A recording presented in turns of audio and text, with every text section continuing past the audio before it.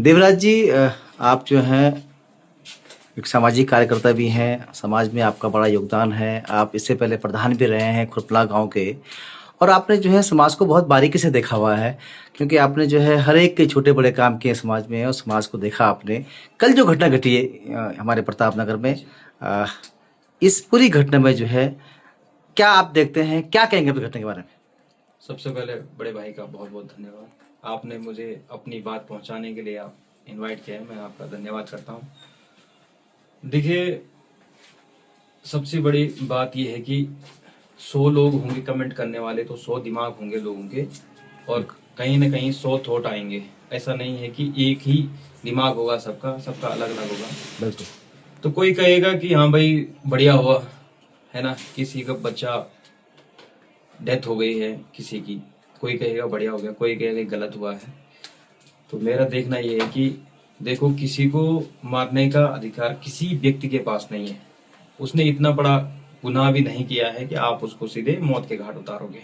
हमने जब वीडियो देखी है, पीछे उसकी पसलियों में खून जमा हो रखा था, इतना मार रखा उसने। इतना मारने का अधिकार किसी को भी नहीं है, चाहे कोई कानून में बैठा हो, कोई पुलिस हो, कोई प्रशासन हो, कोई आम व्यक्ति हो, किसी को भी इतना अधिकार नहीं है कि आप किसी को मार सके। दूसरी बात ये कि हाँ भाई, प्रेम प्रसंग चल रहा था उनका, एक तरफा तो वो नहीं था। एक तरफा होता तो कोई किसी के घर में नहीं घुसता। मेरे घर में क्यों नहीं घुसा भाई, किसी और के घर में क्यों नहीं घुसा, वहां क्यों गया हो? क्योंकि बातचीत चल रही थी।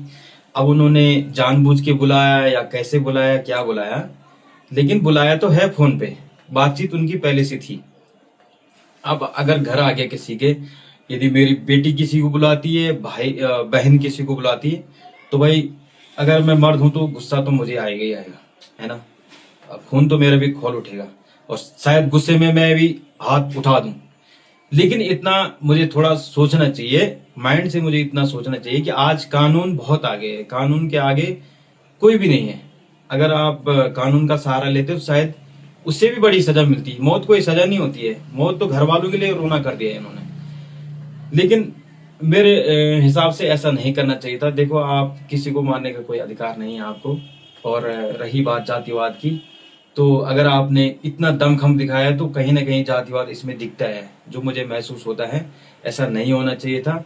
दूसरे भाई को भी बहुत गंभीर चोटें आई हैं, सर पे उनकी चोटें आई हैं। यदि कोई पैरालाइज हो जाए सर से, तो फिर इतना है, आपने इतना कमा रखा है आपने, जो आपने लोगों को इतना मारा है, दोनों लड़कों को। मेरे हिसाब से ये बहुत गलत चीज है, ऐसा नहीं होना चाहिए। आपको कानून पे विश्वास रखना चाहिए। ऐसा नहीं करना चाहिए कि अपनी मर्जी से आपने दोनों को मारा है। अब जब मैंने देखा तो उसके नाखून भी खिंचे हुए हैं, कील भी मारी हुई है पैरों पे।